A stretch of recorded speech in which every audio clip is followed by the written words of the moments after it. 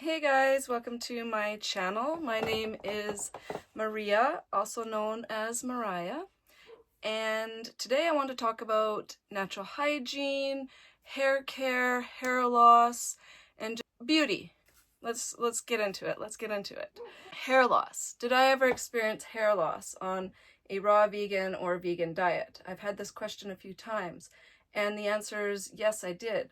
If you're not getting enough nutrition, if you're not eating enough, if your body doesn't have enough calories to work with to carry out all its everyday functions, many people experience hair loss, and that's generally the reason why.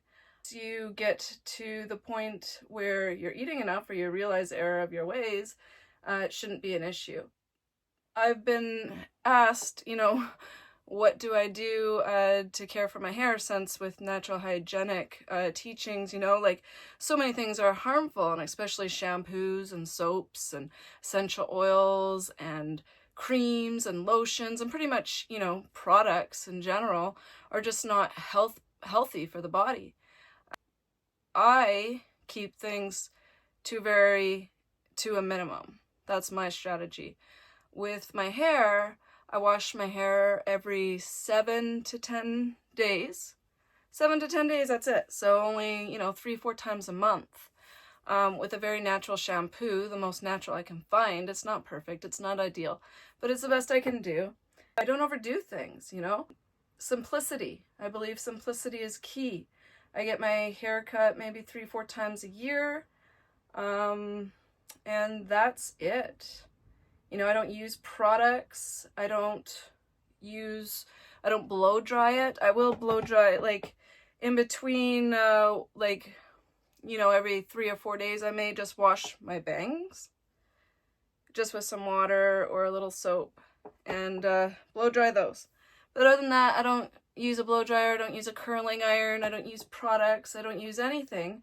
The key to beautiful hair is to eat leafy greens and dates. Those, and our natural diet. I mean, of course, I'm just saying that you got to get those salads in and stay well hydrated as well. So people have asked me, if I've ever colored my hair. I haven't colored my hair for over it's been like 15 years since my hair started going orange back on the farm when I used to do my hair blonde highlights, right? And so there was lots of iron in our water, and so my hair started going like orange, and so I just said forget it, I'm not dyeing it anymore, and I stopped dyeing it. But about maybe it was 2 months ago, I did one tiny streak. I took some toxic hair dye. Yeah, I'm not a strict. Anyways, I took some toxic hair dye, and I did one little piece because it's winter and it's so cold and it's so gloomy and I want to just brighten things up. But anyways, it's fading. But I'm just saying, I haven't dyed my hair for like 15 years and I don't plan on it because I want to stay as chemical free as possible. So people ask me about face creams, things like that.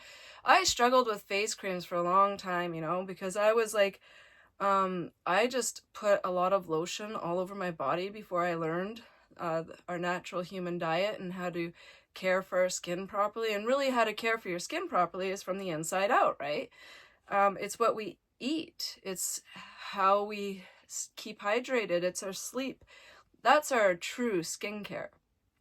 And so I struggled for a long time, I would use like a little bit of cream, but how I got off of face creams and everything is I just slowly used less and less and only used it when necessary, and I kept hydrating and kept drinking my water, and eventually it got to the point where now I don't put any body lotion on or anything when I get out of the shower, and unless I'm wearing like a little bit of like makeup, which is rare, I'll use that to take it off.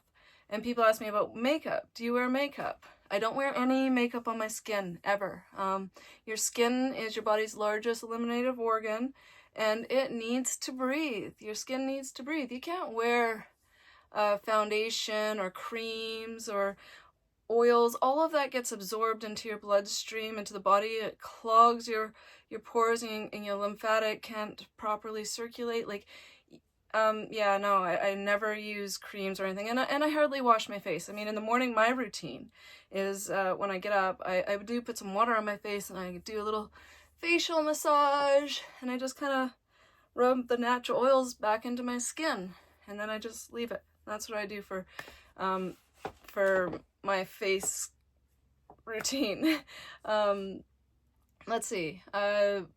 In terms of makeup, though, I mean, I live in a modern world and I want to wear a little bit of makeup, but I don't want to really wear makeup. So, you know, it's kind of like you're torn, but like I keep it to such a bare minimum. Like literally, I'll use a little natural vegan eyeshadow. That's it for eyeliner. And that's it. I don't wear mascara, never have. I can't stand mascara. I'll curl my eyelashes. But other than that, I mean, unless, you know, if I'm going out, I might put on a little chapstick. But besides that, you know, I keep it as natural and as simple as possible. And that's like with all things. If you can simplify and keep things as natural as possible, you win. With our diet, simplicity is key. You know, I just did a video about how when we eat complicated food preparations, you know, if we eat a meal with lots of different ingredients, these meals, you know, are a digestive nightmare for the body. The body wants simplicity. And over the years, I mean, I've been, how many years now? 11 years now, full out vegan, natural diet, high fruit, and salads. And anyways, so my diet now is just leafy greens, salads, vegetables, and minimal nuts and seeds. Yeah, simplicity. But it's kind of interesting because, you know, when a lot of vegans or raw vegans say that cooked food is terrible for the body, and it isn't ideal for the body, but not all cooked food is created equal, and this is what some people don't understand. Some people say, oh, I ate a cooked food meal and I felt awful, and it's like, well, what did you eat? Obviously your cooked food meal had salt in it, probably herbs or spices, probably a mixture of a couple different types of foods like quinoa and vegetables and rice and beans or whatever, right? But the more complicated the meal, the more of a digestive nightmare and the more of a burden to your body it's going to be. But if you're just eating, for example, like if I ever do want cooked foods, I just would like lightly steam some spinach or with nothing on it, like just maybe some lemon, or like have maybe some like baked squash or lightly steamed, and that's it. But so, you know, when somebody says, oh, I had a cooked food meal, it's like, well, what were you eating? Because the more complicated your food, the more difficult it is to digest, and the more of a burden it's going to be on the body, right? But I digress. Back to, so we did hair care, makeup products. Oh, soaps. I want to talk about soaps. I don't use soap on my body. I mean, water's enough. Now, people feel like they really stink and things, and I understand that, but when you're eating naturally, you don't really smell. Like, it's rare unless you eat something that had garlic in it, which I never eat, because garlic and onion and stuff like ginger, such a burden on the body, right? And it's so harsh, and it's just, it makes you smell. It's horrible stuff. I don't know why people eat it. Well, I used to eat it, so I do know why people eat it. But anyways, so yeah, soaps. Like, I don't use soaps on my skin or anything. I don't use anything on my skin. I just use water. And water's a solvent. Water cleans. Water's beautiful. Just all you need is water. And a lot of people are using all these, you know, toxic soaps or body washes or whichever. And it's like, yeah, no thank you. I'd rather just stay natural. And then, oh, somebody asked, do you shave? I had all these random questions. Okay, I'll tell you what I do. I do shave, like, my armpits. I like to feel clean there. My legs, I let them grow out all winter. I let them grow out for like 8 months of the year. I just have like you know, I don't have crazy hairy legs or anything anyways, but I will start shaving my legs just for summer and spring, when I'm wearing capris and shorts.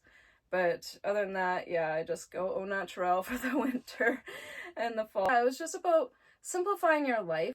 The more simple you keep things, the more clear your mind will be. And it's the same for your dietary choices and what you eat, what you breathe and put on your skin and everything. So my motto is to not overdo anything, to try and keep things as simple as possible. I am living in today's modern world, and I do want to feel nice and look nice, and I don't want to do, you know, for myself, I feel like I need to do something to myself. I get ready in the morning and I like to feel good, and I like to feel girly, but at the same time I'm not going to compromise my health and my skin and put all this toxic stuff all over me, because that all has long-term consequences, right? Like I watch these shorts sometimes. They just obviously are recommended, and it's women applying makeup, and I am just shocked.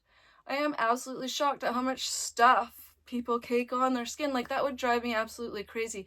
I remember a long time ago, I grew up with just my dad, and he put me in this like makeup course kind of thing, or it was like because he was a single dad, I guess he just wanted me to have some direction.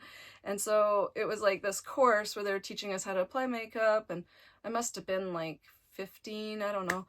And so I was just learning, and the teacher used me as the model, and she asked me if she could put foundation on my skin. I said okay, so she put foundation on my skin, and it was awful. I did not like it. Like, I actually kind of felt claustrophobic and kind of freaked out and was like, can I wash this off now? Can I wash this off now? And so I ended up washing it off, and I never ever wear foundation or anything. I mean, I'm not saying my skin's perfect or anything, but I am honoring like my skin and what its job is to keep, you know, to be able to eliminate impurities from my system. And you can't do that if you're putting on so much foundation and creams and lotions and makeup. And so I see these tutorials, and they're putting on like one layer of just concealer all over, and then they do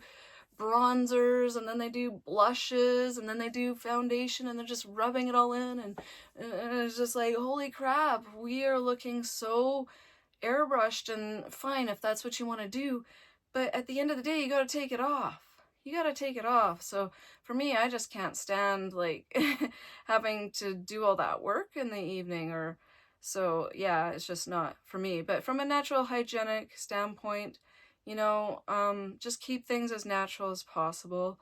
Less is more. Simplify and clear your mind, reduce stress, get good sleeps. I don't know, I'm just rambling. I think I'm gonna go now, but thank you for watching. I'm gonna try and get more videos in, and if you'd like to join our natural diet support group, we help our group members transition from wherever they're at along their journey, whatever they're eating. It could be standard American diet, most of them fruitarian, or coming from all walks of life, but we help people transition a natural diet. Lauren Ferris and Nat Ferris and myself, and our groups run the first of every month, and we teach people how to live and how to eat as naturally as possible, and we dispel all the fears out there. People are so afraid, like, how am I going to get my protein? How am I going to get my omega-3s? What about this? What about that? And it's like, everything has been so overcomplicated that people are so confused that they don't even know what to do. And that is where simplicity, it's not so easy for people though, because we always feel like we have to do something or apply something or do something more. And I notice this the more further I get into the world and into the land of simplicity, how overly complicated everything is. And it's almost as if, like, if things aren't complicated, people think that it's just not worth their time, or it's just not right or valid or whichever.